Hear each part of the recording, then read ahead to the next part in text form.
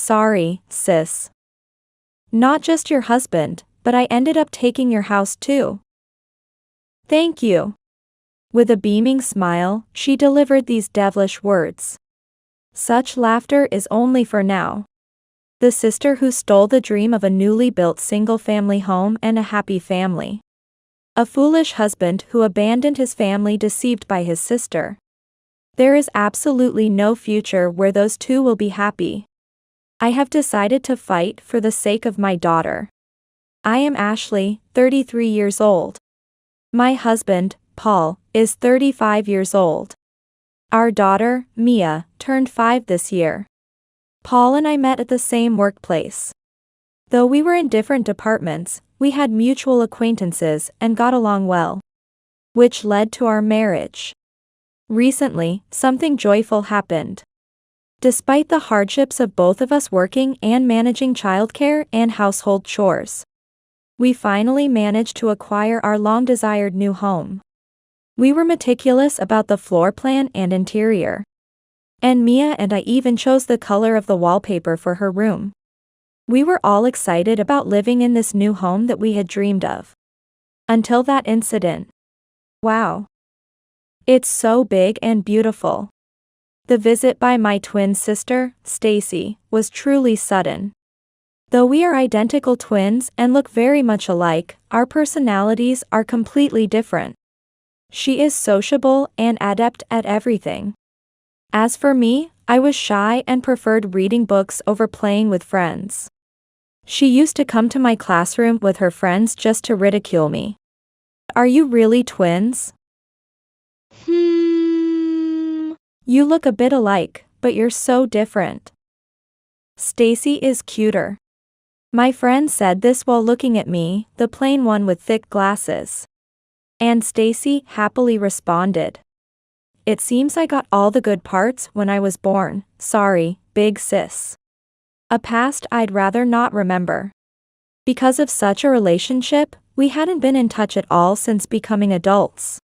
Naturally, I hadn't told her about the new house either.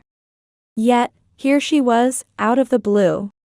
My sister was mysteriously hyperactive, but I was just bewildered. I went home after a long time, and Mom told me that Big Sis had built a house. So I wanted to give a moving-in present and asked for the address. And what about that gift? As if hearing my internal voice, my sister laughed and answered. Ah. Of course the gift is a lie.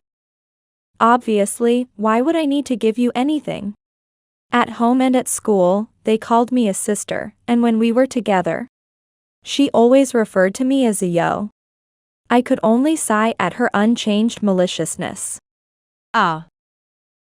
I see. Well, if you've finished your tour, could you please leave?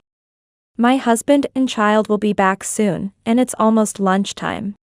Today is a holiday, and the two of them will return from the nearby park soon for a family-only lunch. Oh, then I'll wait and have lunch before I go back. Impossible to share a meal together. Absolutely impossible.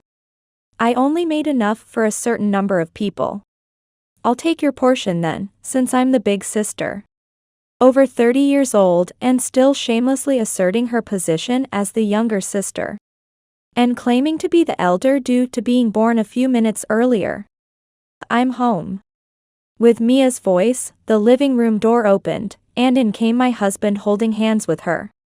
They both looked at my sister with surprise. She looks just like Mom. I hadn't told my daughter that her aunt was her twin. My sister greeted everyone with a smile and voice that she usually reserves for others. Hello.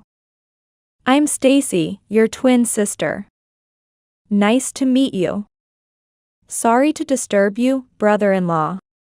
I didn't want to contact this sister, introduce her, have a wedding, or communicate after giving birth, so this was their first meeting.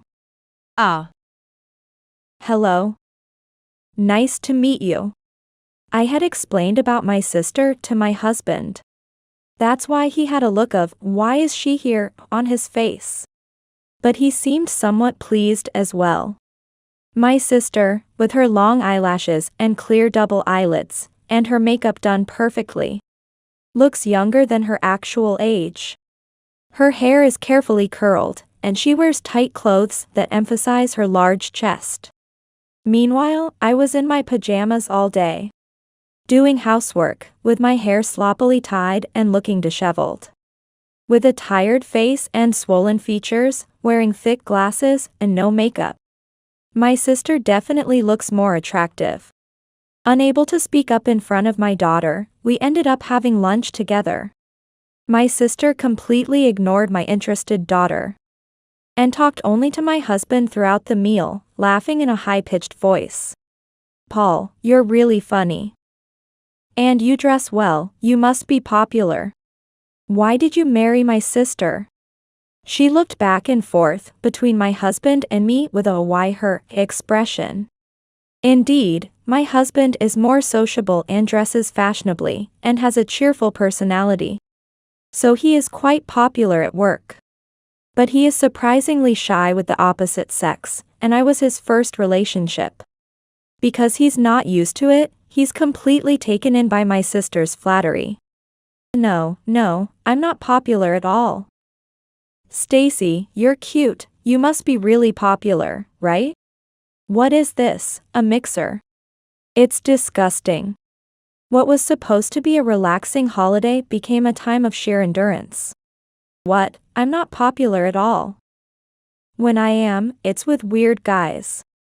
I just kicked out my short-tempered, argumentative boyfriend I was living with until recently. It's too big to live alone, and the rent is high, so I'm thinking of moving. Saying this, she glanced at me and smirked, continuing the conversation.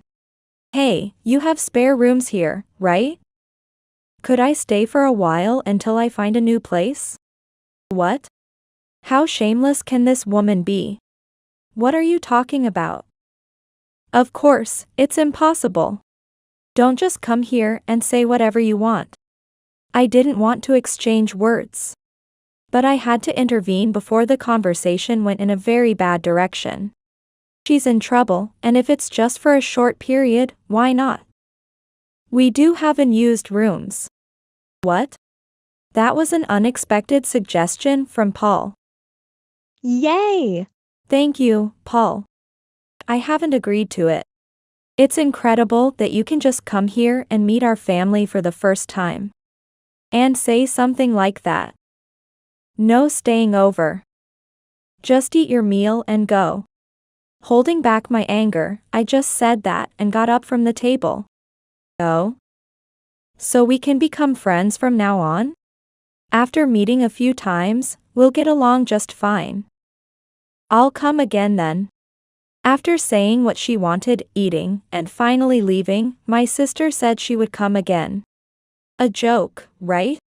Why did you say that? I told you, common sense doesn't work on her. If we show a kind face, she'll take advantage and stay forever, not do any chores. And treat this place like a hotel without contributing to the living expenses. After all the things she has done to me in the past. Defending her like that. But she didn't seem like the person you told me about. She's bright, articulate, and seems like a surprisingly good person. My husband, easily deceived by my sister's outward appearance, was extending his grinning face in a daze. I couldn't suppress my anger at my husband, who was visibly smitten. How can you say she's a good girl when she asks to live at someone's house upon first meeting? Make sure you never let her in when I'm not around, okay? Absolutely not. Pressured by my determination, my husband nodded. All right. It's scary how jealous women can get, being sisters and all. Jealous? What are you talking about?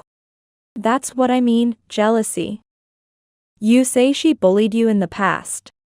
But isn't that just an inferiority complex from being compared to Stacy? He used to listen so compassionately and comfort me when we were newlyweds. I've told you before, it's not about feeling inferior. She always wanted other people's snacks, toys, and clothes, and took them for herself. I've been tormented by her selfishness for so long. However, my husband seemed utterly uninterested in my story, responding with a nonchalant well, it's just kids being kids. He said what he wanted to say and then lay down on the bed. I sighed at my husband's callousness, siding with a stranger over his wife. Was he always like this? Disappointed, I went to sleep feeling troubled. For a while, because I took time off for the move, work piled up. And I had many late nights at the office. On the days I worked late, my parents or my husband would pick up Mia from daycare, which allowed me to work with peace of mind. I felt bad for my daughter, but on my days off, I made sure to spend plenty of time playing and bonding with her. However, my husband often had errands to run on my days off, and it became rare for the three of us to be together at home. One evening when I returned home, I heard an annoying voice echoing up to the entrance. "Toe, big sis, welcome home." Exhausted from overtime, I came home to find my sister drinking alcohol with a sense of entitlement, despite my clear instruction never to let her in. It was 9 p.m. Mia was probably asleep. In the living room, it was just my husband and my sister. Seeing my sister for the first time in 3 months, her face was flushed, and she seemed quite drunk. The table was a mess with cans of beer and various snacks scattered around. "Why are you here? I told you I'd come again. Plus, how can you leave your husband and child and come back so late?" "Hey, welcome back." Stacy's been having trouble because her ex-boyfriend has been showing up at her house, so she's scared to go home. I couldn't just leave her alone. My husband was nodding as if it were the most natural thing in the world. Then she should go back to her parents' home. No way. Whenever I see Dad and Mom, all they do is lecture me. Get a proper job, stop drifting around. It's much more comfortable here. And Paul is here too. She now casually called him by his first name and looked at my husband with a cloying gaze. My husband was too drunk to hide his delighted expression. "Fine. If you clean up and sleep in the living room, I'm going to take a bath and go to bed." Too tired to talk and not wanting to eat, I decided to go straight to sleep. The soothing sight of my daughter's sleeping face was brief, as I could hear their irritating voices all the way upstairs in the bedroom. It's unbelievable how a married man can be so overly affectionate with such a woman right in front of his wife. I thought it was incredibly foolish and utterly disgusting of my husband to be so smitten in front of me. The next day when I went to work, I ran into a colleague from Paul's department in the bathroom. "Is Paul okay? He called in sick today because he's not feeling well." What I saw in the morning was the messy table and my sister sloppily sleeping on the sofa, while my husband didn't come out of the bedroom. Probably, my husband, not strong with alcohol, had drunk too much and was hungover. So I took Mia to daycare and went to work without speaking to him. "Thank you for your concern. I'm sorry for suddenly taking the day off and causing trouble." "No worries, but you've been taking a lot of time off recently. And even when you are here, there are many mistakes. Everyone is worried because you seem off. A lot of time off." I did take time off for the move, but recently I've been stable and my health hasn't been bad. Recalling the behavior of the two yesterday, I had a bad feeling. Though I felt guilty, I decided to leave work early in the afternoon. I'm not honestly ready to face the truth, but I still need to verify it. I slowly opened the front door, making no noise, and headed to the living room. Peeking inside, sure enough, the two of them were together. They were snuggled together on the sofa, with my husband embracing my sister from behind as they watched TV. I expected it, but seeing it in front of me, my head was about to explode with anger. I clenched my fist and violently slammed the living room door open. "Ashley, My sudden appearance startled my husband, who quickly stood up. While my sister just smirked arrogantly, that same happy smile she had when I felt miserable. Why suddenly? I heard you were sick today and took a day off, so I came back because I was worried. I heard you've been taking a lot of days off recently. Are you skipping work to cheat with my sister while I'm sweating at work? Were all those errands you had on holidays just excuses to meet her? My husband looked guilty like a child caught lying. But then he suddenly became defiant and raised his voice. Do you have proof that I was meeting her? I hate how logical and critical you are. What proof do I need when I just saw you two embracing? That's what I mean. I can't stand your high and mighty attitude. From now on, I'll live here with Stacy. You should leave. Huh? I couldn't comprehend my husband's thought process.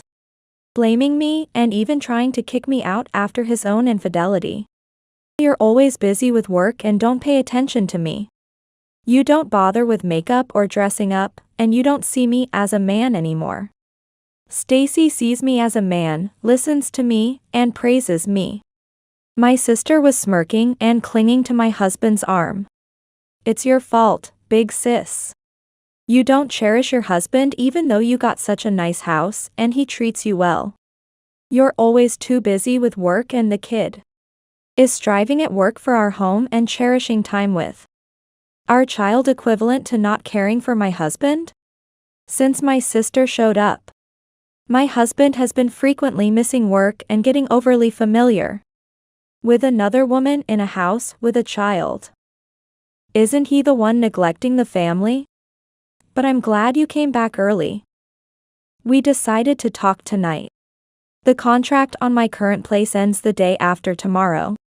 And I wanted to move my things here tomorrow. She was laying out her selfish reasoning, disregarding my feelings and pushing ahead with her plans. Sorry, big sis. Not just your husband, but I ended up taking your house too. Thank you. With an innocent smile, she spoke those devilish words as if my rigid expression didn't matter. My husband continued as if to excuse himself. Yeah, I wanted to live with Mia together too. But Stacy said she was scared to suddenly become a mom. So, for now, please take care of her. I see. Your own happiness is more important than your daughter or me. I understand clearly now. With those final words, I wanted to be alone and headed upstairs. Are you going to pack? Please leave as soon as possible. She called out with a laugh. Beyond anger, my heart was so cold I felt nothing. But hearing my daughter's name tightened my resolve. I must fight for her. I'll think this through and act decisively to protect my daughter. I closed my eyes and took a deep breath. After opening my eyes, I pulled out my cell phone from the bag over my shoulder and made a call to someone. Now, the counterattack begins. I will make sure they understand that I am not the same person who used to be passive. About 30 minutes later, the doorbell rang. What? Dad, Mom, why are you here? When I went downstairs, there stood my parents with stern faces. In front of my astonished husband and wide-eyed sister. Yes, the ones I had called earlier were my parents. Realizing it was me who had summoned them, my sister snapped at me. You called them? Complaining to parents at your age? Quiet, Stacy. What in the world are you two doing? My father is usually mild-mannered, but he can be very intimidating when angry. And he was indeed formidable now. What do you mean what? We are in the middle of divorce discussions. It's none of Mom and Dad's business. None of our business? How can it be none of our business when you're doing this with your own sister's husband? Yes, sir. I am so disappointed in you, Paul. I thought you were a responsible man who would protect Ashley, but to do something this foolish. With my parents' arrival, my husband, who had been frozen, was nudged by my sister and finally spoke. I'm really sorry. But this is a marital issue, and it's not about one of us being at fault. We just haven't been able to maintain a good relationship as a couple. My husband explained, sweating nervously. Are you trying to blame me? Saying it's a marital issue? You never talked like that before meeting Stacy. Otherwise, why would we have built a house to live in together? That's your side of the story. You're always busy with promotions. Pretending to be busy while neglecting housework and childcare. Not bothering with makeup or dressing up, and not supporting your husband. Aren't you embarrassed as a woman? So that was it. My husband couldn't stand that I had been promoted before him. While I was on maternity leave, I advanced in my career. Which must have deeply wounded his pride, and to hide his pettiness. He pretended to be cooperative in housework and childcare. How petty. Too petty. A small dish? No, more like a tiny sauce dish. Since when does not getting promoted before your husband constitute supporting him? Don't you think the problem lies with yourself for not getting promoted? And what about Ashley have you been looking at all these years? You knew she was never into makeup, always hardworking and diligent. I appreciated my mom's backup. Exactly, I hardly wore makeup even before we got married. Where did the guy go who said he loved me without all the adornments? And he used to complain about not wanting promotions because it meant more work. Yet he envied others. Huh? Come on. Anyway. Parents have no right to interfere in marital matters. Please leave. And take Ashley with you. Judging that he couldn't win with a lie made up on the spot, he tried to kick us out. Oh, Ashley, the divorce papers for Paul are already filled out. So just write yours and submit it. Here, take this. I'll have the movers pack the rest of your things later and send them to your parents' house. Stacy. What are you doing? Despite my mother's attempt to stop her, Stacy pushed a divorce form at us, urging us to leave. So you want a divorce, huh? When I turned back to confirm, my husband nodded as if it were a given. That's what I've been saying, you just don't get it. The house is in my name, so I'll keep it, and I'll pay child support. Fine, let's get divorced. The satisfied look on my husband and sister's faces suddenly turned pale. But since we are divorcing and I'm moving out, you need to properly return the $300,000 our parents lent us to buy this house. I presented the loan agreement right in front of them. What? Yes, when buying this house, $100,000 of the down payment came from our savings. And the remaining $300,000 was borrowed from our parents. A proper loan agreement had been prepared. It was a gracious offer since it saved us from the higher interest rates of regular loans. And of course, my husband and I were grateful. Or so I thought. Huh, but I'm the one living in it as a daughter, so I don't have to pay it back, right? We're family, and I was told not to worry about repayment. Paul also said it was fine. My sister feigned ignorance. Huh? We set up a repayment plan and even signed a loan agreement. And now you say we don't have to pay it back? What do you think our parents' money is? I had made sure to explain it to my husband. Even though my parents are financially comfortable. You never know what expenses they might face in the future. Trying to default on money borrowed under a formal agreement, even if it's from family. Were their expressions of gratitude all lies? Our parents trusted us enough to lend us that money. Dad also said if we ever had more children and found it hard to pay, we wouldn't have to force ourselves. He even mentioned turning it into a gift if necessary. At my husband's words, my father's face turned crimson as he retorted. Even if that were the case, to think you would cheat on your own sister.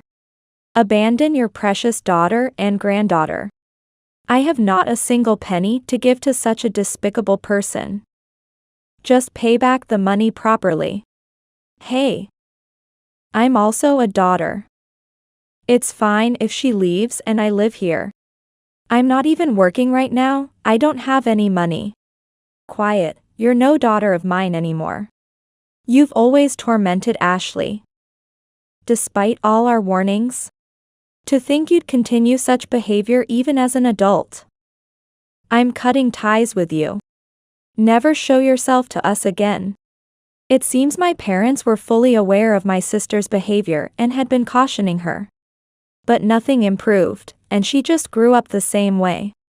Still, my sister kept arguing, unable to accept being told off. Since you're not working, sister, try to repay it yourself. Oh, right. Since you two caused this divorce, you'll also have to pay compensation. I'll have my lawyer contact you later. My husband's mouth opened and closed, wanting to say something. But he was just left showing a foolish face, unable to speak. Having prepared my immediate necessities earlier, I picked up my suitcase, and the three of us stepped outside. My mother hugged me, her eyes tearing up. Ashley, I'm sorry you had to go through this. I never imagined Stacy would do something like this. If only I hadn't told her where we live. It's okay, Mom. It's not your fault. Her personality will never change, I'm relieved the ties are cut now. My husband and she are perfectly matched selfish people, I have no regrets. Sorry for dragging you into this, and thank you for coming. I'll hire a lawyer and make sure they pay back every penny. Don't worry about the money, put yourself and your child first. You must be tired today, let's go pick up Mia and head home to rest. Today truly exhausted me physically and mentally. So I took my father's kind offer to rest at my parents' home. Thank you, Mom and Dad. Having strong supporters like them made me feel I could keep going. A few days later, my dad introduced me to a lawyer friend to handle the compensation claims against the two. And the repayment of the money borrowed from my parents, and of course, child support for Mia. Though we worked at the same company and I was anxious. The rumor that my husband cheated with his sister-in-law and was getting a divorce spread quickly. He became shunned by everyone, left all alone. Where did that rumor start?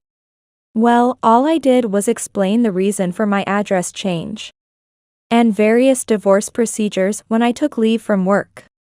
I was fortunate I didn't have to change my name back to my maiden name since it remained unchanged even after the divorce. Did you tell my boss? That was one phone call I received from my husband. You must have made me out to be the bad guy. No, he was already such a villain that no embellishment was necessary. Oh, by the way, your boss also heard that his wife cheated and they got divorced. He said he heard rumors about you and absolutely cannot forgive someone who cheats. What? So maybe that's why he's been hard on you? Serves you right. Maybe now you understand how unreasonable your actions were. And how much they trouble everyone around you. With that, I said what I wanted to say and hung up the phone. Sometime later, when I heard that my husband had resigned, I jumped for joy that I wouldn't have to see his face anymore. Afterward, jobless and having spent savings on the house purchase, my husband had no money left, and Stacy, still unwilling to work, reluctantly had to let go of the new house. Fortunately, a buyer was found quickly. And the money borrowed from my parents was repaid sooner than expected. But there was still compensation and child support to continue paying. Having held no significant position and being older, it was tough for my husband to find another job. And he and Stacy, with nowhere to go, begged their in-laws to let them live at their house. But with Stacy's personality, she neither did any housework nor worked. And was so self-centered that her in-laws were desperate for them to leave. And pleaded with my husband to move out. Initially, when my in-laws rushed to apologize to us after hearing the whole story from my husband, we had some communication. But I couldn't help but chuckle when they finally managed to kick them out. Stacy had also come to our house once to ask for money. But my angry father grabbed her by the scruff of the neck and threw her out. She hasn't come back since. The last time I saw her, Stacy, who once prided herself on her looks, had no trace of her former cuteness and had aged significantly due to poverty and unhealthy living. It seems my husband wants to separate from Stacy now, but since she refuses to work, she vehemently refuses to leave him. And they are still relying on his meager salary, living together in an old, cramped apartment. But as for me, it was just spite that she stole my husband. They never really loved each other to begin with. It's easy to imagine what a loveless, moneyless life they must lead. I was planning to rent a house near my parents, but they told me there was no rush and to settle down first. So I decided to let my daughter stay with us at their house for now. My parents adored my daughter, and although she initially seemed lonely without her new home and dad, she was gradually enveloped in their warm affection and began to smile again. Thanks to my parents' help, I've done well at work and will soon be promoted to lead a newly established department. Mommy, you're amazing. You work so hard. I want to be a cool woman like you. My daughter Mia said this as she patted my head. Ah. It's the best reward for all my efforts. With my daughter and parents who love me just as I am, I've gained confidence in myself. I resolve to live in a way that makes my daughter proud to think of me as a cool mom.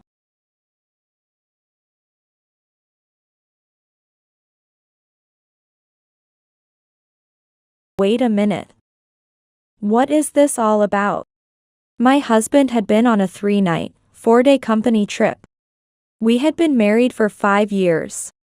Although he had a side of him that frequently visited nightclubs and engaged in dalliances with women, I thought he knew the boundaries that should not be crossed. So, I wasn't worried when he went away overnight. But I was truly shocked when I was organizing his luggage upon his return. Inside my husband's bag was a completed divorce form. All sections were filled out, and all that was left was for me to sign. I didn't know what he was thinking, but then I noticed another file next to it. Could this be a marriage registration form? Seeing what I shouldn't have, my heart suddenly started beating faster. I checked if my husband was still asleep, and slowly looked at the marriage registration form as well. It had the name of a woman I didn't know written on it. And I quickly took a picture with my smartphone as evidence. I decided to look up this woman's name on social media. Then, I found a woman with the same name who was friends with my husband. From her posts, I learned that she had been to Miami during these 4 days. The same period my husband was supposedly on a company trip. And like dropping hints, she had posted photos with a man, his face hidden, arms linked. Looking at the shoes and shirts, I immediately knew the man was my husband. To think he was cheating. Absolutely despicable. I was furious that my husband had crossed the line and betrayed me. What was all the support I had provided for him until now for? This behavior, which seemed to mock others, made my blood boil. However, the fact that he had prepared all this meant he was planning to divorce me soon. I decided then and there to submit the divorce papers right away. I signed on the spot and took them to the city hall. Even when I got home, my husband was still deep in sleep. I packed my things and headed to a hotel before he woke up. My name is Alyssa, and I am 34 years old this year. I married my current husband 5 years ago. And now work as a self-employed designer while being a housewife. As we don't have children, we can afford a comfortable lifestyle just for the two of us. I'm home. Welcome back. Shall we order takeout today? Actually, I just got back from the city hall. You didn't prepare dinner? If you don't mind waiting a bit, I can start cooking now. Are you hungry? I was thinking of ordering pizza, what do you think? Well, that's fine. Just make sure you pay. Yes, of course. When we decided to get married, we both didn't want children. So we thought about both of us working. However, my husband, caring about what others thought, asked me to quit my job. So I became a self-employed designer and worked from home. Since we don't have children, I wanted to work as much as possible to save money. I wanted savings not only for our old age, but in case something happened. My husband is an ordinary salaried worker, so we aren't very wealthy. The first year was tough as I struggled to get work, but gradually I built trust. And now I earn enough from my salary alone to support us. I'm going to take a bath then. Oh, I just realized we're out of beer. Can you go to the store and buy some while I'm in the bath? Beer? Get the chilled ones, please. Okay. Got it. Before we married, my husband treated me like a gentleman and cherished me. But now, 5 years into our marriage, that semblance is almost gone. There have been times I wished he would cherish me more. But it wasn't something to fuss over too much. That's why we were able to maintain a certain distance and live as a couple. The cracks in our marriage began to show when my husband's frequent visits to nightclubs came to light. He said he was going to the bar with his subordinates, but at 11 p.m., he brought them home with him. I was feeling unwell that day and had been in bed since the morning. I had told my husband about it, but he went out drinking anyway, which disappointed me a bit. Given the situation, I think I was emitting a hostile vibe. Hey. Bring us some drinks. We're not done drinking yet. Wait. What are you doing? What time do you think it is? That's why. Everyone is here, so get the drinks ready. It's a wife's duty to entertain guests, especially when subordinates come over. Don't embarrass me. Sigh. We only have 4 beers left. My drunk husband was trying to start a drinking session at home with the subordinates he brought.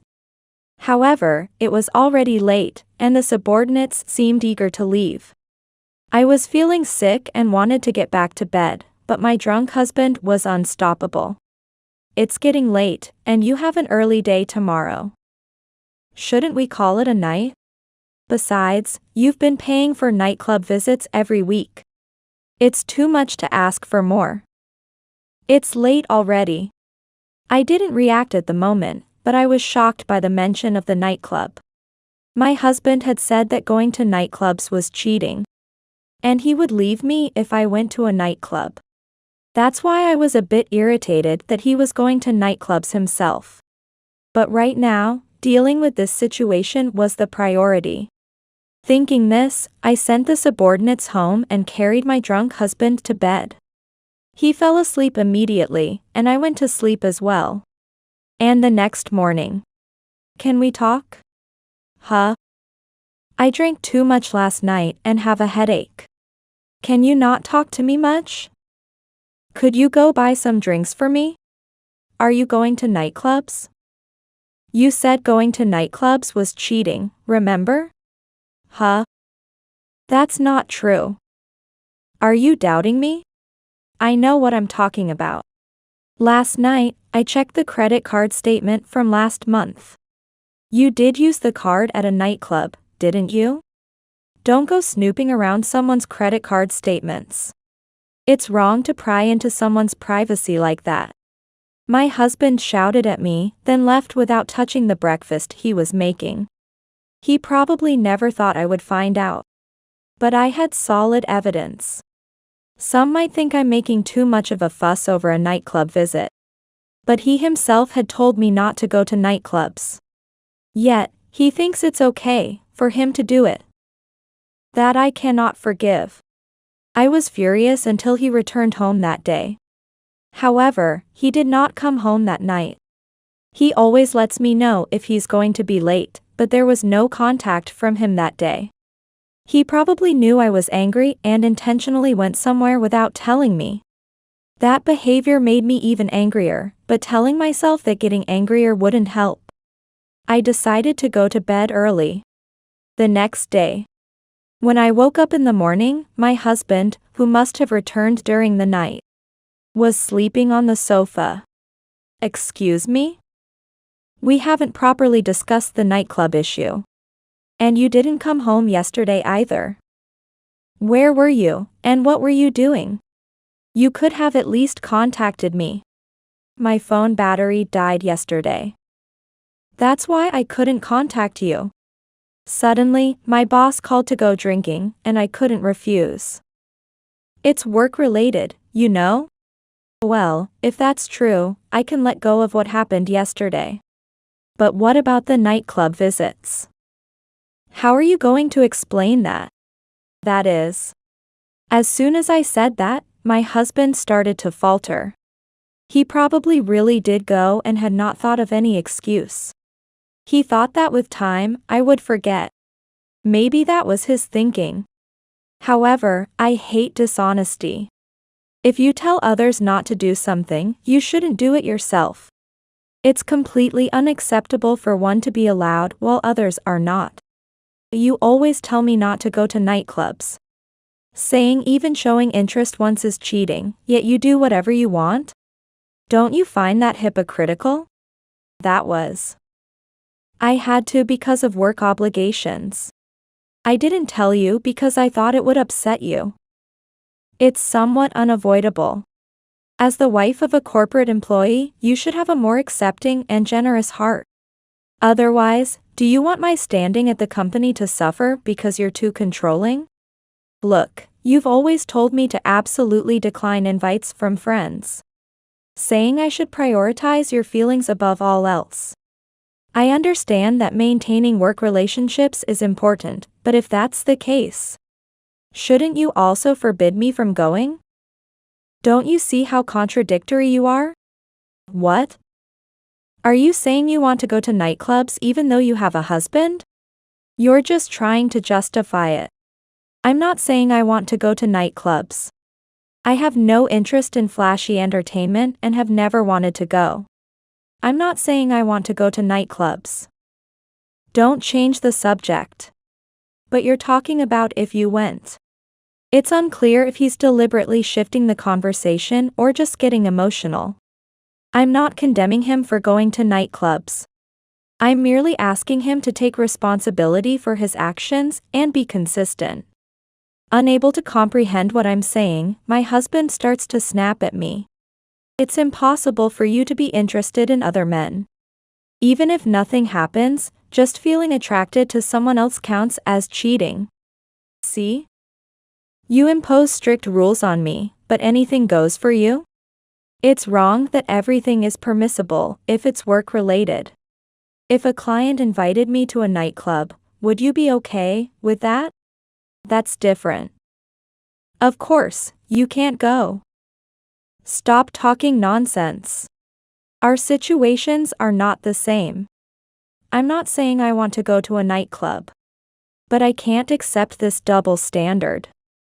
Why are you the exception? How many times do I have to repeat myself? Enough. If you mention wanting to go to a nightclub again, I'll really lose it. With that, he glared at me and returned to his room. Despite my repeated explanations, my husband refuses to understand. Frustrated by his tendency to ignore the essence of the problem and just say what he wants, I sighed deeply. I locked the room so he couldn't contact me, and quickly it was evening. He didn't come out until after 6 p.m. when he dressed up and went out. We were in the midst of a fight, so he didn't tell me where he was going. However, judging by the time and his attire, I couldn't believe he had a wholesome purpose for going out. Given the nightclub incident, I doubted his actions. Perhaps it wasn't just nightclubs. I had no evidence, but a woman's intuition kicked in. However, no evidence came forward, and no major incidents occurred for 6 months. Then, one day. Hello? Are you with your husband right now? Huh? I'm alone at the moment. I haven't seen your husband since your wedding, so I'm not sure. But I just saw him walking with another woman. What? With another woman? What do you mean? I don't know the details.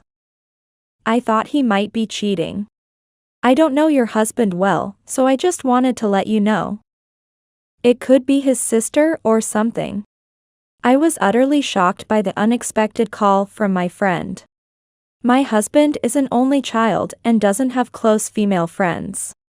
But I couldn't believe he was cheating. There hadn't been any suspicious activity regarding women in the past 6 months.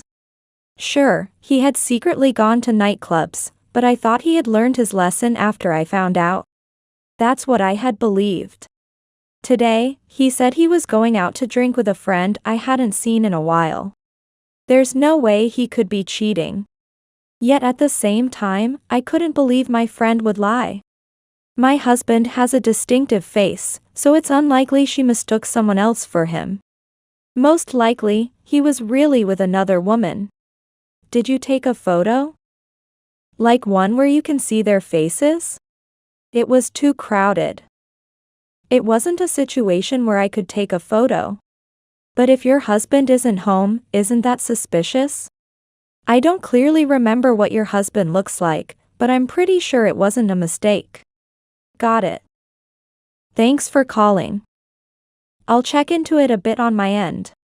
Yeah, I think that's a good idea. My husband's a lawyer, so let me know if you need any advice. My husband might be cheating. I didn't want to believe it, but the situation seemed suspicious. I decided to call my husband right away. Hello, sorry for calling suddenly. Is now a good time? I'm really out with a friend, like I said, didn't I? What do you need? Just wondering, who is this friend? Is it someone I know? It's a classmate from high school. Did you really call just to check that? Stop it. Don't call me about such strange things.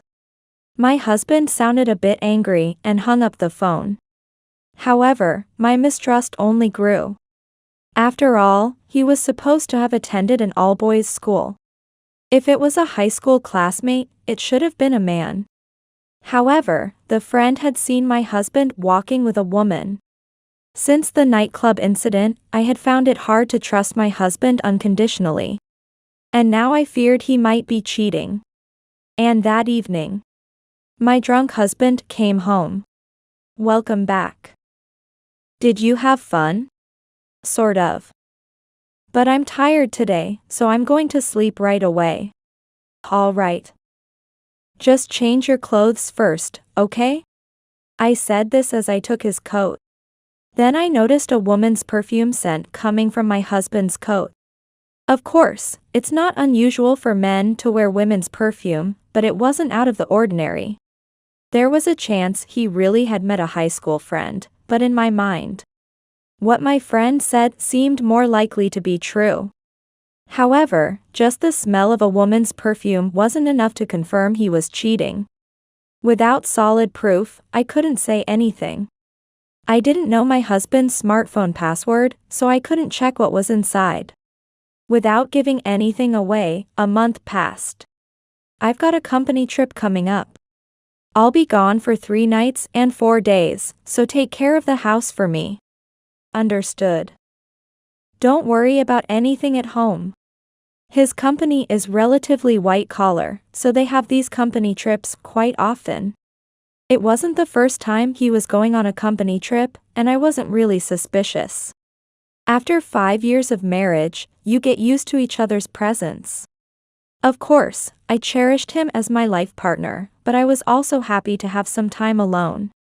I spent a quiet night watching dramas I had recorded and reading novels I had bought. Then my husband returned from his company trip. He seemed tired and went straight to bed, and I started organizing his luggage. Wait a minute. What is this all about? I was really shocked as I organized the luggage. Inside my husband's bag was a completed divorce form. All the sections were filled out, and all that was left was for me to sign. He had never mentioned wanting a divorce, and there were no signs of it. We weren't a perfect couple, but it wasn't a situation where divorce seemed necessary. I didn't understand what he was thinking, but then I noticed another file next to it. Could this be a marriage registration form? Seeing what I shouldn't have, my heart suddenly started beating faster. I checked if my husband was still asleep, then slowly looked at the marriage registration form as well. It had the name of a woman I didn't know written on it. And I quickly took a picture with my smartphone as evidence. The date field was left blank, but everything else was filled in. I decided to look up this woman's name on social media. Then, I found a woman with the same name who was friends with my husband. From her posts, I learned that she had been to Miami over these 4 days. The same period my husband was supposedly on a company trip. And like dropping hints, she had posted photos with a man, his face hidden, arms linked. Looking at the shoes and shirts, I immediately knew the man was my husband. To think he was cheating. Absolutely despicable. I was so angry that my husband had crossed a line and betrayed me. What was all the support I had given him for? His actions felt like a mockery, and it made my blood boil.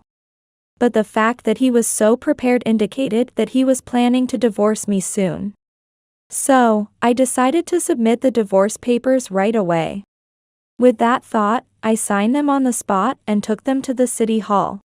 Even when I got home, my husband was still deep in sleep. I packed my bags and headed to a hotel before he woke up.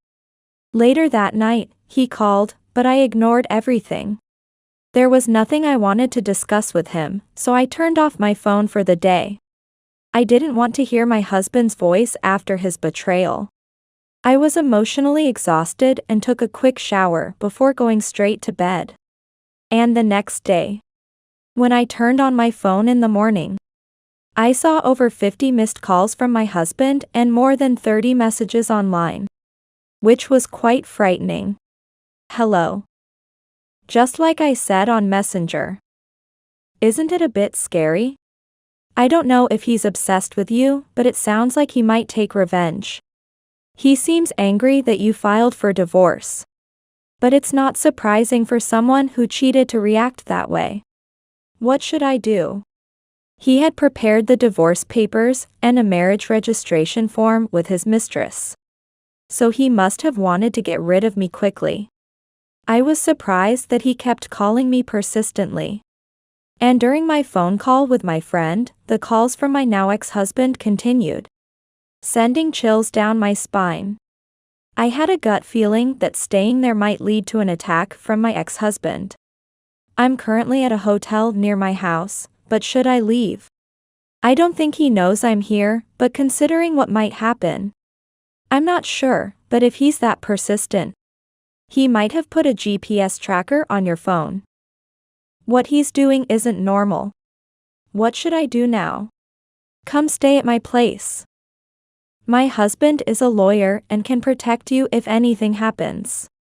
Plus, it's better not to be alone right now. It's truly comforting to have someone to rely on during tough times. As my friend said, even though I felt safe for now, the fear was only growing over time. I decided to take her up on her offer. I checked out of the hotel and headed to my friend's house. Although it was a hassle due to work-related reasons, my first priority was to sever ties with my ex-husband, so I changed my phone number that day. After that, there was no contact for a while, and I didn't see my ex-husband. I thought I was safe. Until the day I was about to go out with my friend, and there he was, standing at the front door. Did you file the divorce papers on your own? What? Why are you here? What are you doing? That should be my line. How can you file for divorce without any discussion? You must be out of your mind. More importantly, how did you find this place? It's creepy that you're stalking around my house. My mind was overwhelmed with fear, and all I could do was try to stop my hands from shaking. I was able to stay somewhat sane because my friend was there. But the thought of being alone with him was terrifying. I didn't know how he had found this place, but I had never felt such fear in my life. That's none of your business. This is a matter between spouses. You keep out of this. Since you're stalking around my house, it does involve me. It's a nuisance, so don't come any closer. If you keep this up, I'll file a police report for stalking. This is just a marital dispute, and no third party should intervene. Hey, Alyssa. I need to talk to you. Stop hiding behind her and say something, will you? I'm scared of you. Why are you here? And you were the one who prepared the divorce papers because you wanted to divorce, right? I found the marriage registration form with your mistress too. So why are you angry at me? I just did what you wanted by filing for divorce. I don't understand why you would resent me for that. I desperately poured out my feelings. It was possible that he might lash out physically at any moment. Unfortunately, my friend's husband had gone to work and wasn't there. I was determined that if my ex-husband tried anything, I would scream loudly. That was the one thing I had decided in my heart. What do you want with Alyssa, anyway? You can't just betray someone and get away with it. Besides, I never intended to get divorced. Then why were there divorce papers and a marriage registration form? You were planning to divorce me after cheating in secret, weren't you? She kept nagging me to divorce you, so I prepared them just to appease her. I never really intended to go through with it. Just showing her the papers made her happy. He spoke as if he had done nothing wrong. He seemed to portray himself as another victim. However, that excuse was inexcusable. The fact that he cheated made him completely at fault. The fact that you cheated doesn't change, does it? How do you explain that? Even if you didn't intend to remarry your mistress, why did you cheat in secret? That was just a way to blow off steam. I wasn't seriously in love with her, she was just a fling. A fling? Do you really think that excuse is acceptable? You're mocking Alyssa, aren't you? Don't joke around. Despite his aggressive reaction, I wasn't at fault. No matter his excuses, my ex-husband was to blame for cheating. Furthermore, I didn't write the divorce papers myself. I filed them because he prepared them after cheating on me. I shouldn't be blamed. My friend was angry on my behalf, which allowed me to speak with some confidence. We need to talk this through properly. Why are you deciding everything on your own? No matter what you say, the fact that I filed for divorce won't change. If you come any closer, I'll report you to the police for stalking you. By the way, my husband is a lawyer. If you want to sue, he's ready to take you on. We said just that and closed the front door. My friend suggested going out for a cake buffet to change the mood. But I was not in the mood to go out. After we entered the house, my ex-husband continued to loiter in front of the entrance for a while. What should we do? Should we call the police soon? I think it'll be fine.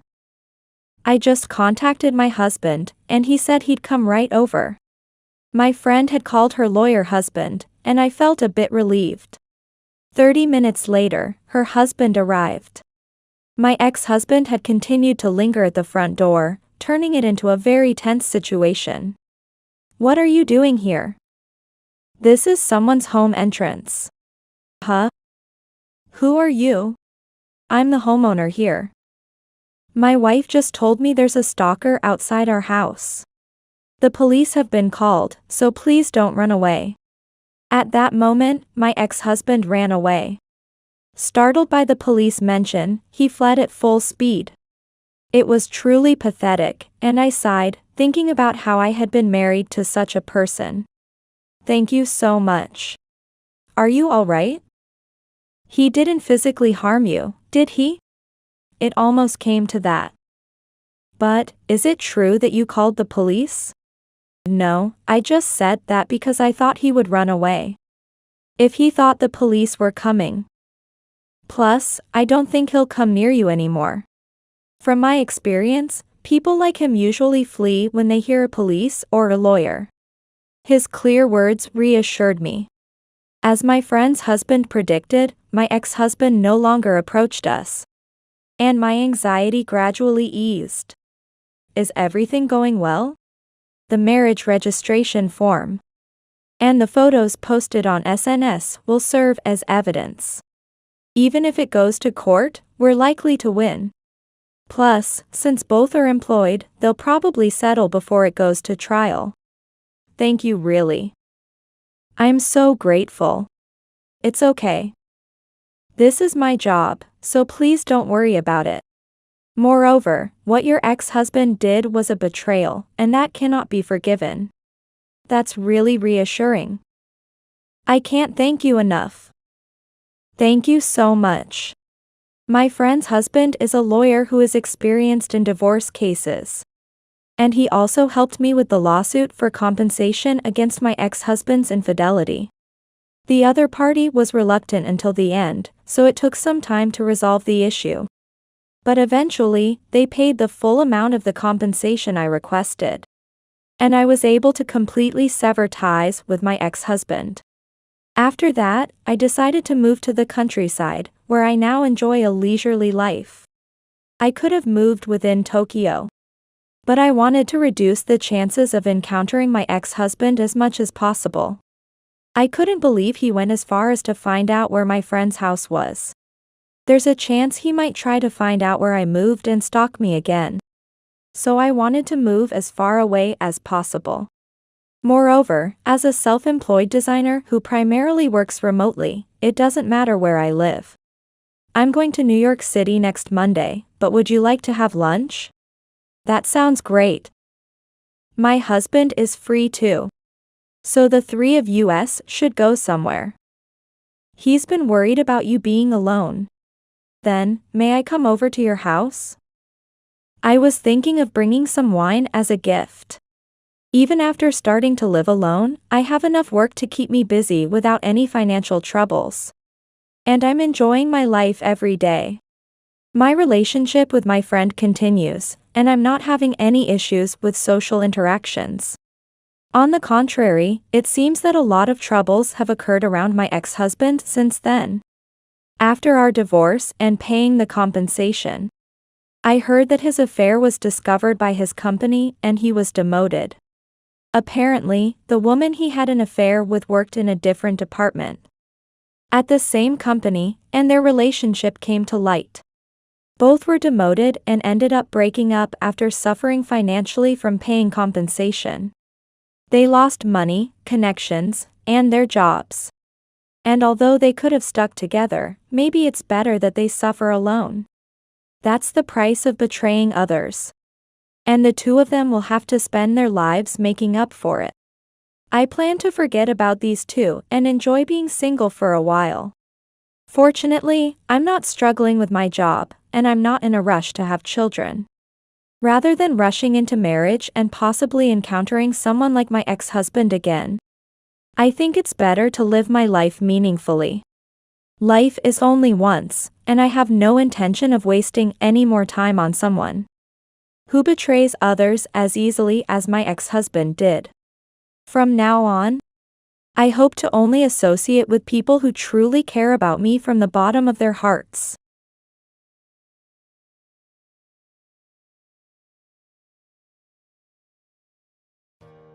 You are under arrest for abandoning a child in a remote area of the mountains. One hot summer afternoon, the police suddenly came to my house. What? My daughter is taking a nap right now. Despite my confusion, they didn't listen and eventually handcuffed me. I was taken away and met a child who was said to be protected by the police. The child, upon seeing me, lit up and called out, "Mommy."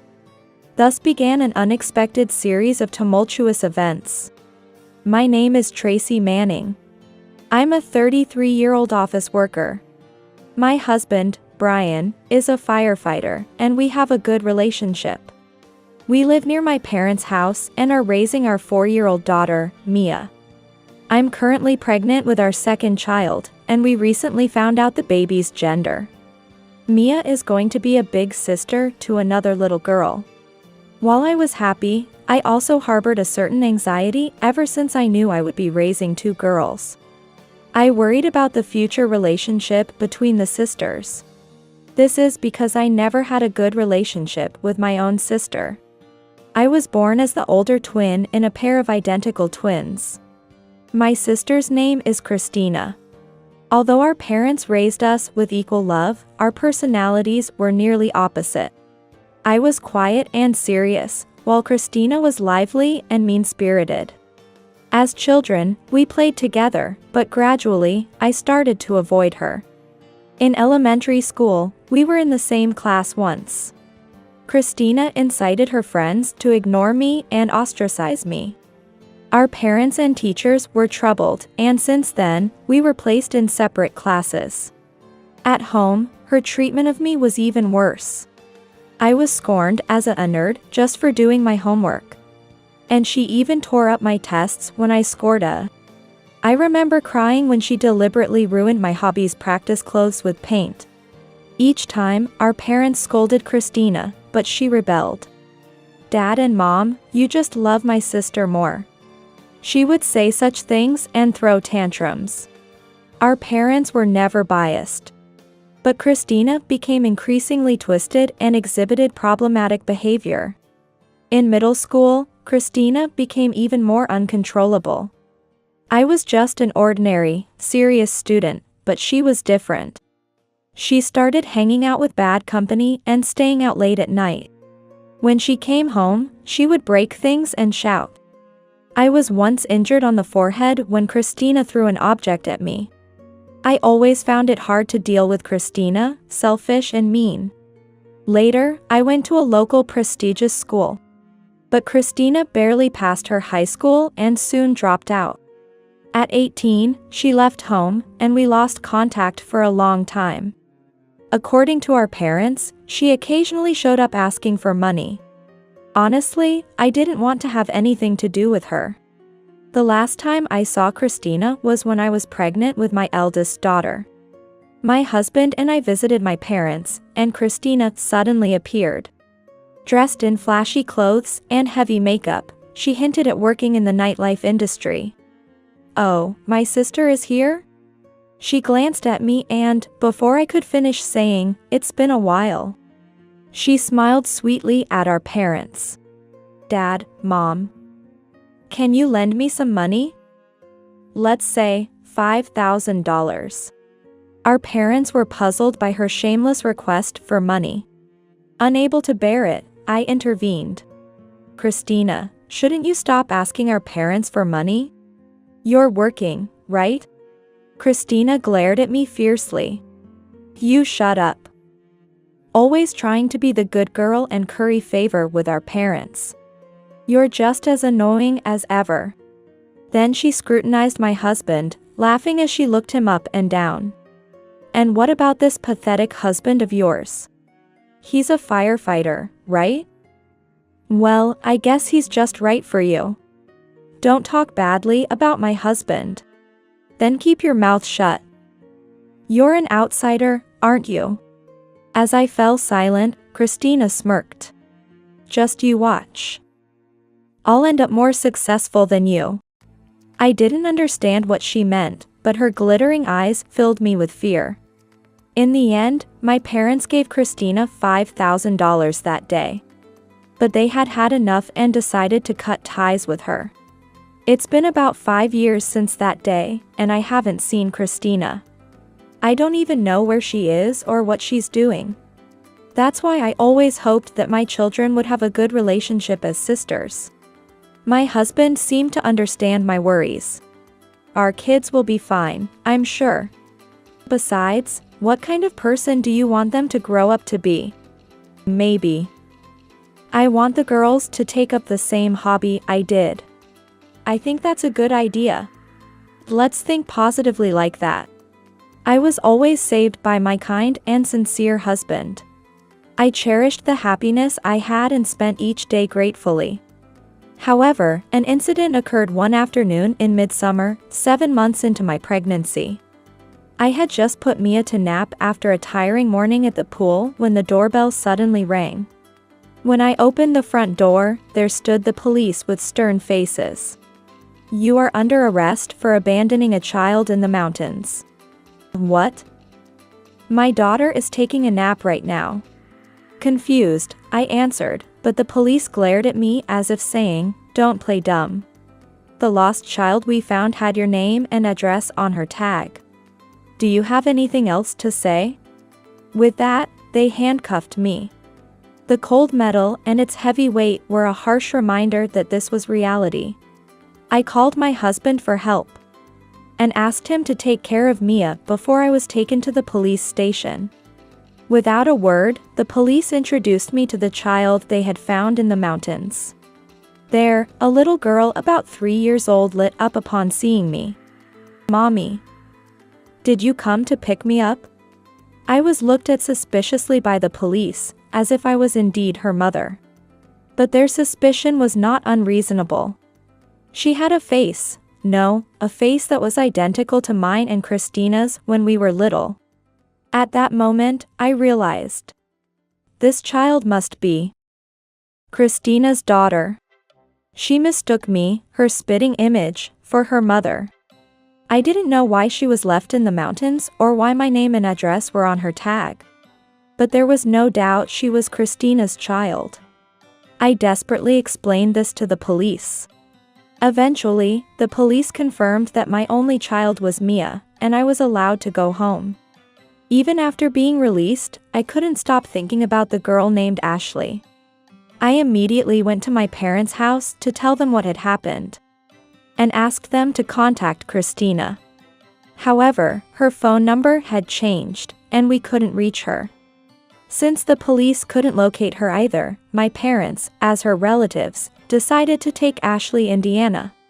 On the day Ashley first came to our house, she looked very anxious. "Do you know where your mom is?" "I don't know. I want to see Mommy." "You're like Mommy, but you're different, right?" "Yes, but I am your aunt. You can feel safe here." As my parents and I spoke kindly to her, Ashley relaxed and nodded slightly. "Do you remember the day you and Mommy parted on the mountain?" As I asked, Ashley began to speak hesitantly. "Mommy said let's go for a drive." It was my first time, so I was happy. But when we got to the top of the mountain, Mommy took me out of the car. What? Then Mommy's car left, and I was all alone. It was so hot, and I had no water bottle, and I got thirsty. Then I got more and more sleepy. I had been told by the police about the circumstances. When she was found in the mountain parking lot, Ashley had been discovered by hikers, suffering from heat stroke. Imagining her loneliness and suffering at that time, tears came to my eyes. I was scared. Why did Mommy leave me? Instinctively, I hugged Ashley's small body tightly. Feeling that she was my niece connected by blood, I found her even more adorable. How could anyone do such a horrible thing to such a small child? I will never forgive Christina. Slowly, I got Ashley to tell me everything she knew. Ashley remembered the name of the place where Christina worked. So we found my sister surprisingly quickly. She was working in the entertainment district of the neighboring city, living in an apartment nearby. I apologized to my father for writing a letter pretending he had passed away, saying, "We need to get Christina out." The letter was about discussing inheritance. A few days later, Christina took the bait and showed up at our house. Brian was looking after Ashley, so my parents and I greeted Christina. Seeing our faces, Christina was taken aback. What the? Dad was supposed to be in the other world, right? Where's the inheritance? I sighed. That was a lie to lure you out. But there's something more important we need to talk about, isn't there? My sister, wary yet evasive, replied. More important? What are you talking about? Don't play dumb. It's about Ashley, obviously. Oh, her. Where is she now? She's currently with my husband. I can't let you meet her. Hearing this, Christina smirked. Oh, she's alive? Seems like she's fitting in just fine. Keep raising her then. You should be thankful. I was shocked, but Christina began to blabber without being asked. She revealed that Ashley was the child of a customer from the place she used to work, who claimed to be a president. She believed that having his child would be her ticket to a wealthy life, and thought she would become a winner by giving birth. However, in reality, the customer was not a president but a freeder, who ran away without taking responsibility.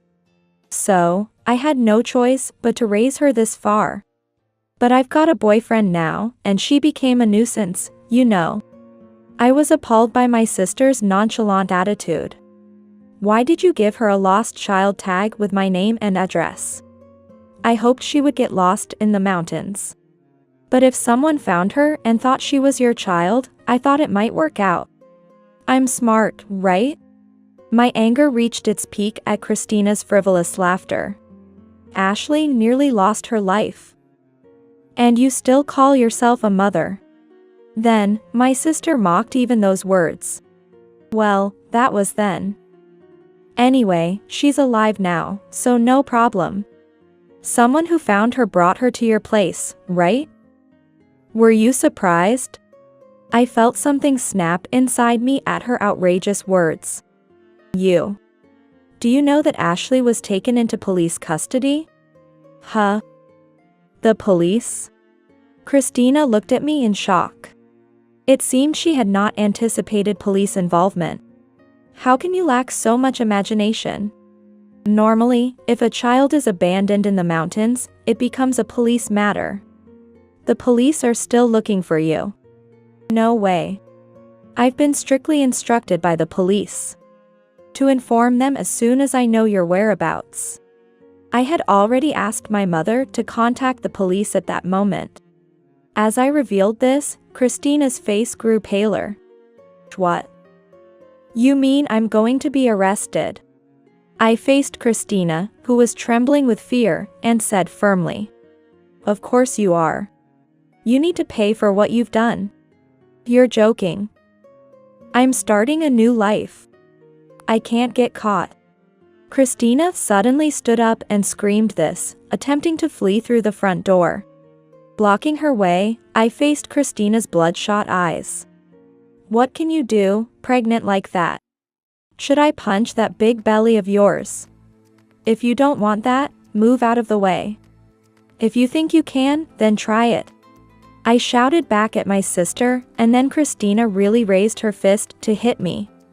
However, in the next moment, Christina flew through the air and landed on her back on the floor with a loud thud. Ow, it hurts. What happened? Have you forgotten? I've been practicing karate since I was little. Yes, the hobby I had continued since childhood and wanted to teach my daughters was karate. I never imagined that the karate I learned to protect myself would come in handy in such a situation. I grabbed Christina's wrist, applied a technique, and pinned her to the floor. It hurts, it hurts, it hurts. Stop it. Let me go. It's easy for me to immobilize you, even as a pregnant woman. Stay calm until the police arrive. You're doing this to your own sister. Don't start talking about convenience now. I applied a little more pressure on the hand I was holding, and Christina screamed again. Ouch, it's breaking, it's breaking. Stop it already. I'm really sorry. Please forgive me. Seeing that I wasn't loosening my grip, Christina began to plead with our parents for help. Dad, Mom, don't just stand there, stop her. However, our parents didn't respond and silently helped me restrain Christina as she tried to struggle. Then, we heard the sound of a police car approaching in the distance. The police officers who entered the house were a bit surprised by the situation but eventually made Christina stand up for identification. And then, with a slump and almost crying, Christina was escorted into the police car and taken away, watched by me and our parents. Later, Christina was arrested for abandoning Ashley in the mountains and ended up behind bars, dumped by her boyfriend and disowned by us. She won't have anyone to help her when she gets out. I have no idea how my sister with a criminal record will live her life from now on. I hope she'll at least reflect on her actions while she's behind bars. Ashley is now being raised by my parents. I often bring my daughter to visit my parents. And the two girls, as close cousins, attend guitar classes together. After giving birth to my second child, Ashley and Mia have been lovingly taking care of their new little sibling. Seeing the three of them napping together always brings a smile to my face. Going forward, I plan to take care of Ashley and live happily with my family.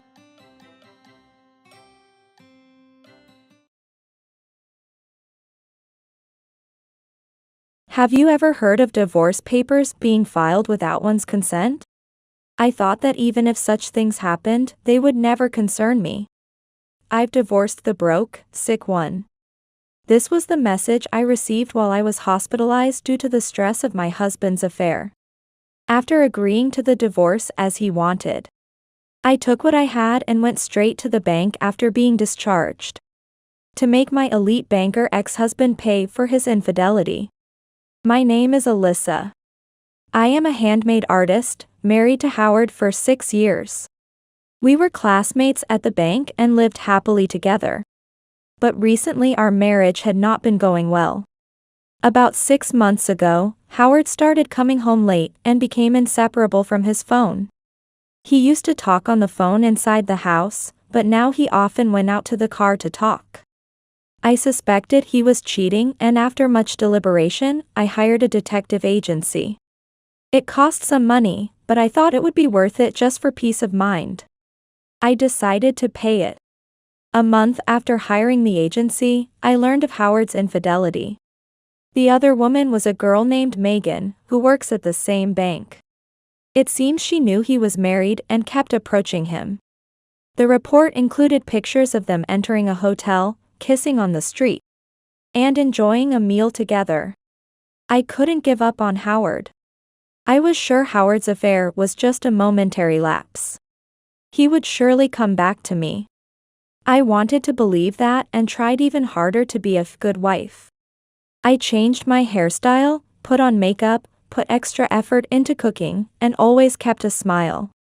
But none of it was noticed, and it went unappreciated. The days he wouldn't touch his meals increased, and I was mentally cornered. I had decided not to confront him. But seeing Howard happily going out with his phone every day, I couldn't hold back any longer. You seem busy lately. You get a lot of calls.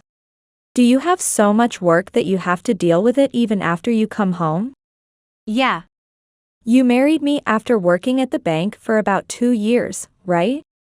You might not understand because it's a busy period now. You're lucky, aren't you? You don't have a busy season. And you don't earn much. It must be nice to be a carefree handmade artist. Howard said this and laughed at me as if mocking me. I was shocked by his behavior. Howard used to appreciate my work and never ridiculed me like this. He always praised the pieces I made and supported me even when I worked late into the night. You don't have to say it like that. I may not be as busy as Howard, but I take my work seriously as a job. At least, I'm not doing it carelessly. I don't know how much Alyssa earns, but it's definitely less than me, right? I pay half of the rent, utilities, and living expenses, so you can live. It's tough for a woman without earning power. If I divorced you, you wouldn't be able to live.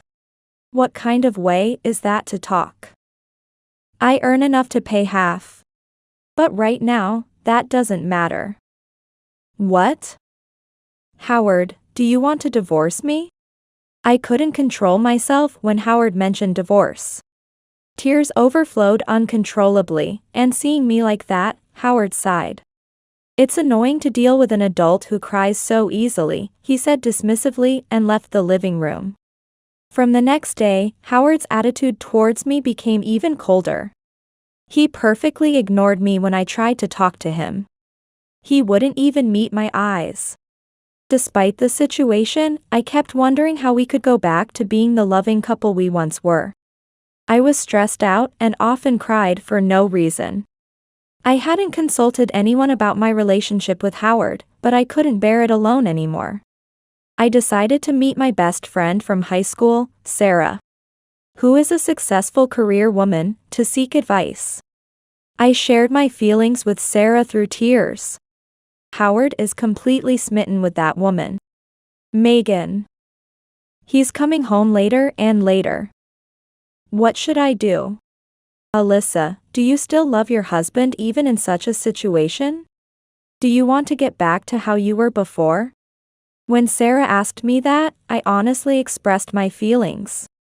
It sounds silly, but I still love him. I don't want to give up, but honestly, it's all so hard. It was then that a sudden bout of intense coughing overtook me, and I bent forward. I have had asthma for a long time.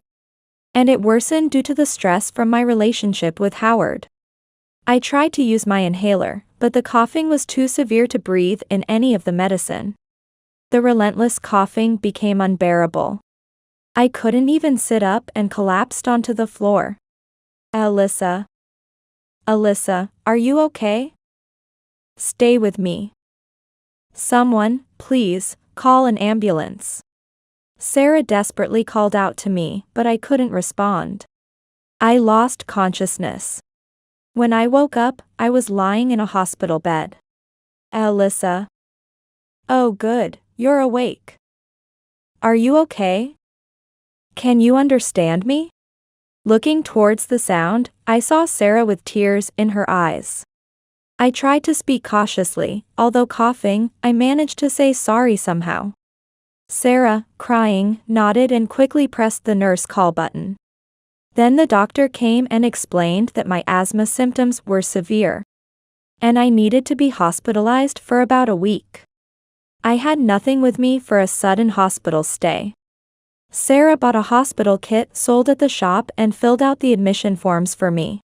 I tried to call my husband to inform him about the hospitalization, but I couldn't talk. Sarah called his mobile, but he didn't answer. I thought about contacting his workplace, but fearing their reaction, I couldn't muster the courage. Eventually, Sarah composed an email for me and sent it. Sarah stayed until the visiting hours were almost over, then left. After that, I was in and out of sleep due to the medication. I checked for messages from Howard, but the first contact came at 1 a.m. Since you're hospitalized, there's nothing I can do, right? I'm busy with work, so I won't visit. Seeing that email made me feel truly sad, miserable, and hurt. It wasn't just that he couldn't visit because of work, but that he wouldn't visit because he no longer loved me. I thought I shouldn't cry, but tears flowed uncontrollably. I didn't reply to his email and cried until morning. 2 days passed. Howard didn't come, but Sarah frequently stopped by after work. You look a bit better. Are you able to eat? I brought your favorite novel. Sarah's lively arrival and her smiling face were so comforting. I can't thank her enough. Thank you. I feel much better today. My cough has settled down a lot. The doctor said we might consider discharging me in about 2 days. Sarah was thrilled, planning to go eat something healthy together once I was discharged. Discussing where to go, we were chatting when I received an email notification. I've divorced the broke, sick one. That was the content of the email from Howard. No matter how many times I read it, I couldn't understand it. And I froze, holding my phone, my heart pounding, my mind in turmoil. You don't earn much, right? It's laughable that you get sick without doing any significant work. I filed for divorce because the wife lottery was a huge failure. Take care. Seeing the subsequent email, I laughed involuntarily. It was all so absurd. To have an asthma attack, be hospitalized, and be divorced by Howard during it. Tears flowed as I laughed. Seeing my state, Sarah became quite frantic and shook my shoulders. Hey. Alyssa, what's wrong? Are you okay? Hey. In my turmoil, I showed Sarah the email from Howard. As she read it, her face turned red with anger. Alyssa, I knew you loved your husband, and that's why I didn't say anything before. But now, maybe it's enough, isn't it? Sarah knew what she wanted to say. Sarah started crying as she became emotional, but she put her feelings into words. Just get a divorce, Alyssa. Take care of yourself. Even if you love him, sorry for my harsh words, but you can't be happy with such a crappy man. Sarah apologized, knowing that it's usually not her place to intervene in marital issues. In response, I found myself apologizing to her. It's okay, really. I knew it already. I realized I couldn't do this anymore. But I lacked the courage to get a divorce and kept looking away. But now, I can't do it anymore. I will divorce Howard. When Howard first brought up divorce, I was scared of splitting up. I still loved Howard, and I was afraid of how others would react to our divorce. But once I made the decision myself, the fear of divorce strangely disappeared. I think it's because I could finally give up from the bottom of my heart. That's right. Let's do that. Let's enjoy being single and have fun together again. Yes. I really feel relieved. Thank you, Sarah. I'm so glad you are here for me. Alyssa, you're my dear friend, of course. Wait, but how was he able to file for divorce? Where is your signature? As Sarah's anger flared up again, thinking it might be a forgery, I explained. When we got married, we prepared divorce papers with both our signatures on them. It sounds silly. But we agreed to discuss anything and overcome any crisis as a couple without using these papers. Well, we couldn't even discuss it, right? I managed to laugh. But Sarah didn't find it funny and sighed in exasperation. I see. So he just pulled those out, filled in his part, and submitted them. It might not be forgery, but it's really appalling. I was worried about being divorced by Howard in such a situation. So I had hidden it in the room. Maybe he found it and filled in his signature and submitted it? Now, I truly feel it's good that he filed them. I couldn't decide to divorce because I still loved Howard, but now it's different. Just as Howard no longer has feelings for me, I no longer have feelings for him. I'm not foolish enough to continue loving someone after being treated like this. Since then, Howard has been sending one-sided messages. Since you don't have any property and I don't want to give you any of my money, I won't divide the property. The house is in my name, so get out. I'm kind enough to wait until the end of the month. I don't want to bump into you, so I won't return home until after the month ends. Make sure the room is clean at the end. Honestly, what is he thinking? The sheer selfishness made me laugh again. I showed the email to Sarah while laughing. Look, Sarah. Now I've lost the house. What should I do? Going back to my parents' home is too far. I never intended to stay in that house, and I have important handmade parts there. If I had to move them, it would probably fill an entire room. Appropriate size, security, rent. Can I quickly find a place that fits all these criteria? As I pondered, Sarah laughed. Have you forgotten where your best friend works?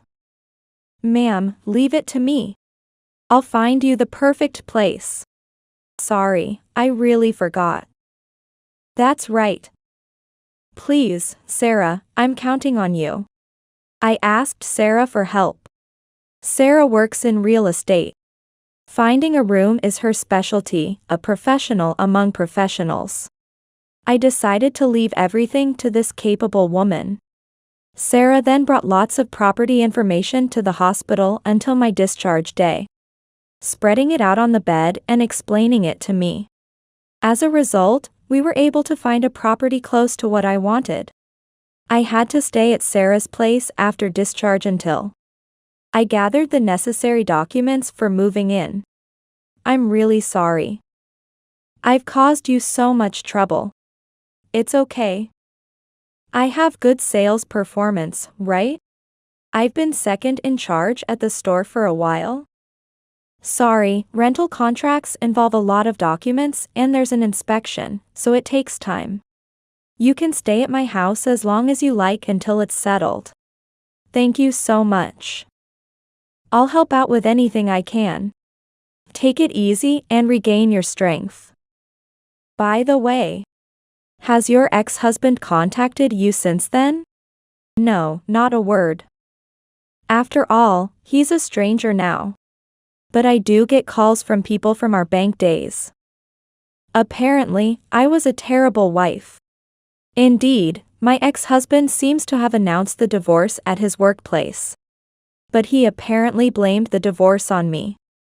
I don't do household chores, nor do I contribute financially to the house. Yet I pour money into his hobbies. Whenever he tries to discuss things, I just get hysterical and it's impossible to handle. It's laughable at this point. Which face is he talking with? I want to tell him. Weren't you the one who cheated? It seems Sarah has reached a point where she can only laugh about it. So? You're not planning to let it end like this, right? Alyssa, what will you do? Grinning mischievously, Sarah made me laugh too. There's no way I'd let it end like this. He had his fun, but now it's my turn. Of course. I won't hold back against a man who shows no sincerity. And a woman who meddles with a married man. I have a few plans, so look forward to it. Just you wait, both of you. Enjoy your peaceful newlywed life while you can. I had already started my move for revenge. 2 days later, on the day I was discharged from the hospital, Sarah drove me straight to the bank where my ex-husband Howard and his current wife Megan were. Entering the bank, I saw Howard in the back. It had been a while since I saw his face. It had been about a month and a half since the divorce papers were filed while I was hospitalized. I thought seeing Howard would infuriate me, but that feeling didn't arise. Then I looked for Megan, who I had seen in photos, and found her at the counter, sitting there with a composed face after stealing someone's husband. I took a number and waited for my turn. Luckily, I was called to Megan's counter. Welcome. Megan greeted me with a smile. Hello. I'm sorry to bother you, but I would like to close a bank account. Certainly. Are you closing just one account? Here it comes. I took a deep breath to steady my voice. No. It's for all 800 employees of my company. The announcement caused a stir behind the counter. Howard looked at me, surprised.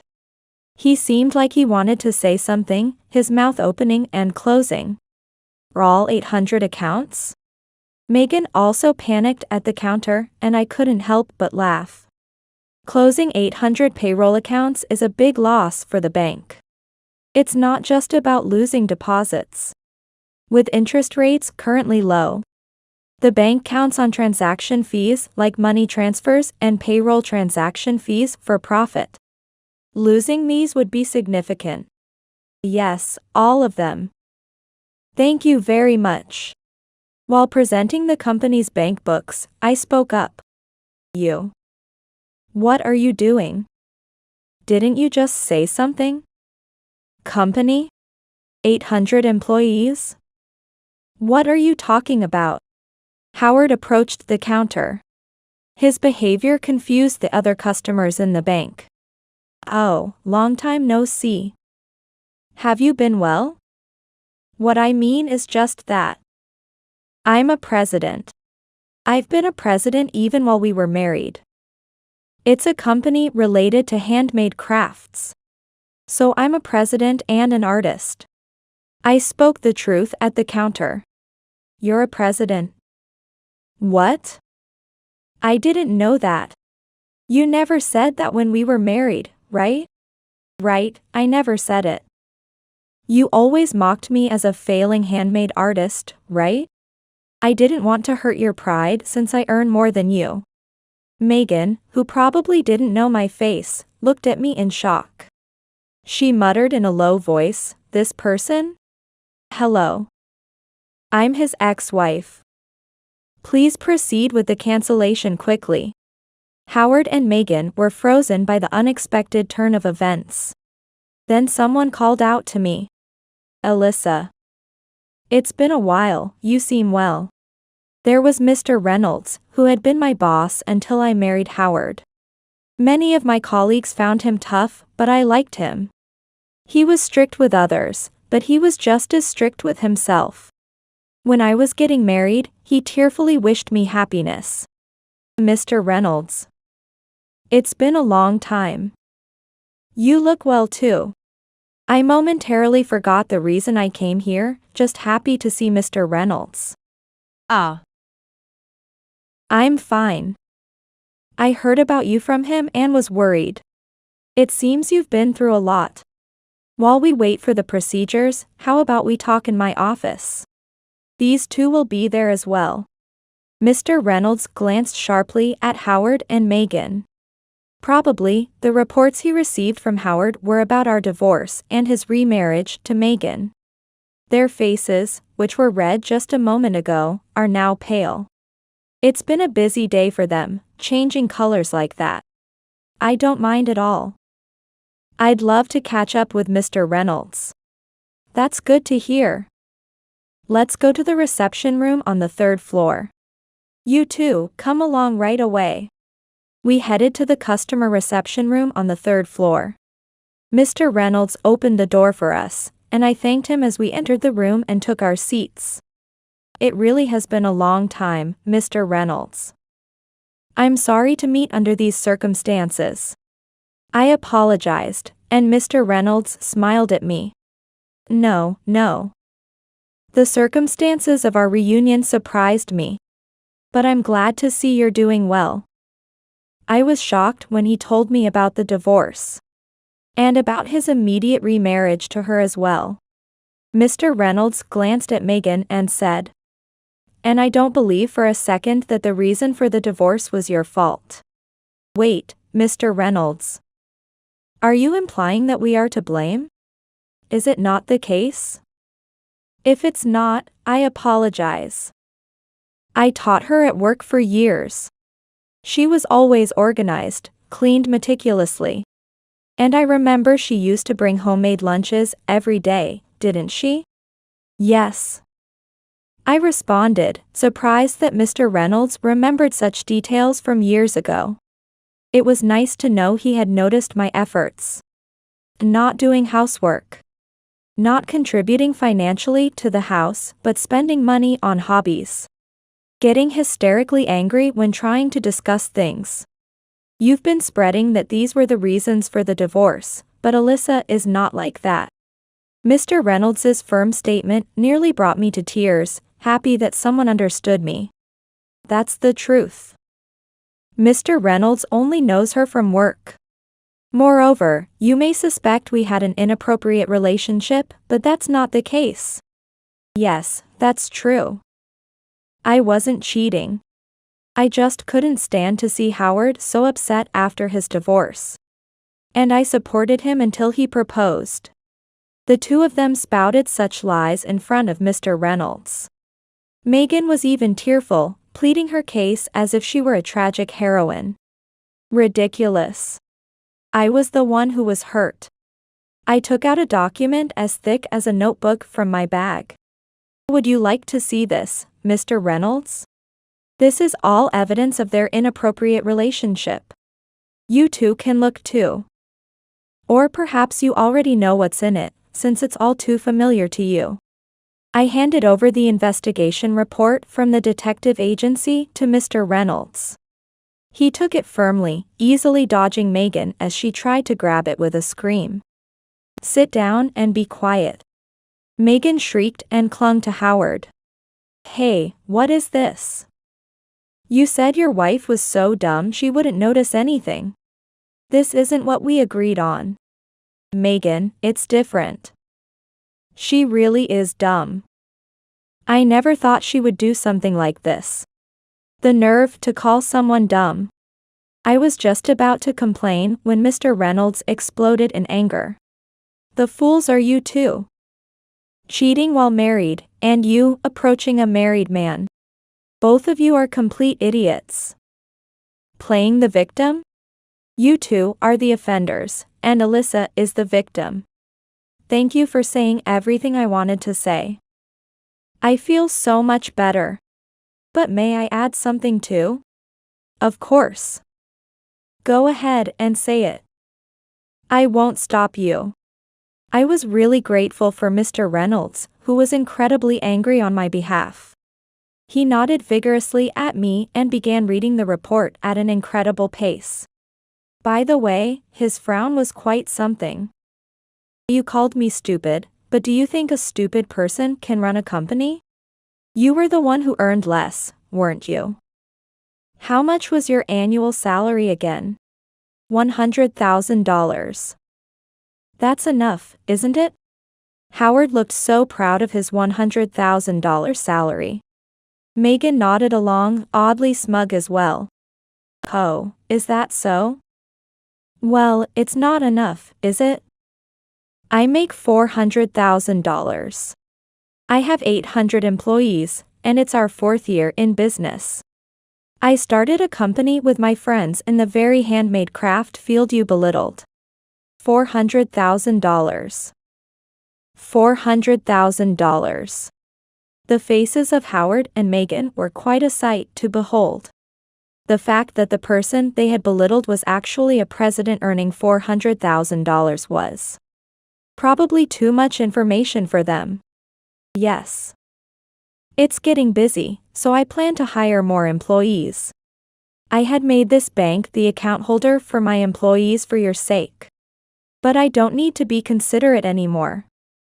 So, I'm going to cancel everything. Wait. Just wait. If you cancel, it will reduce the bank's deposits. And having salary accounts helps with things like house mortgage. If you cancel them, it will hurt the bank. Have you forgotten that I used to work at a bank? It's funny how you state such obvious banking knowledge as if it's something remarkable. Yes, I know. It's basic knowledge for a banker. Are you belittling me?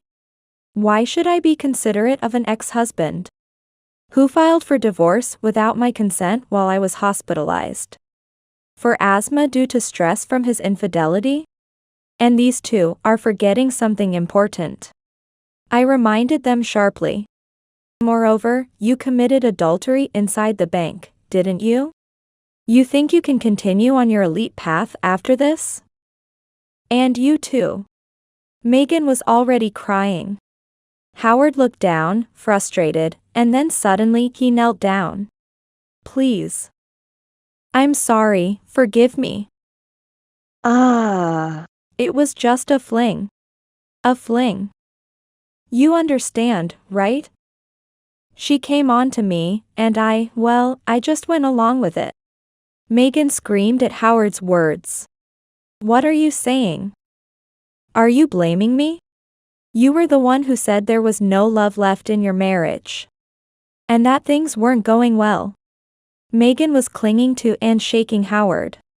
A cheap soap opera had suddenly started, and I couldn't help but laugh. It was so trivial. Too trivial. Are you serious? What value does such a kneeling apology have? You have no value. Mr. Reynolds took over the conversation, his voice filled with disbelief. Indeed. Now that I've seen irrefutable evidence, I'll ensure proper penalties are applied. Your affair caused the bank to suffer a massive loss of accounts. You seem well aware of the disadvantages of account closures. So you wouldn't dispute the punishment, right? Howard hung his head low, and Megan cried out loud. I wish they would stop playing the victims until the end. I left the punishment up to Mr. Reynolds and exited the room. It seemed the account closures had been completed while we were talking, and I left the bank feeling refreshed. Later, I received a call from Mr. Reynolds informing me that the two had been dismissed for misconduct. This time, Howard's infidelity resulted in a significant loss of accounts, and the bank decided the negative impact was substantial. The two, now unemployed, were struggling with their job search and couldn't find work. They couldn't pay their mortgage and were kicked out of their apartment, and their friends refused to lend them money. Incidentally, I ignore all calls and emails from Howard pleading to get back together because he is divorcing Megan. I forward the laughable emails to Sarah, and we laugh about them together. I also made sure to claim damages through a lawyer. Howard told the lawyer that since I started the company after our marriage, the company's assets should be part of the marital property division, but unfortunately for him, the company's assets are not subject to property division. I thought divorce would be hard, but working hard after divorce, I feel happier. I wish I had divorced sooner. It's funny how people are. I have plenty of money to spend freely and no complaints.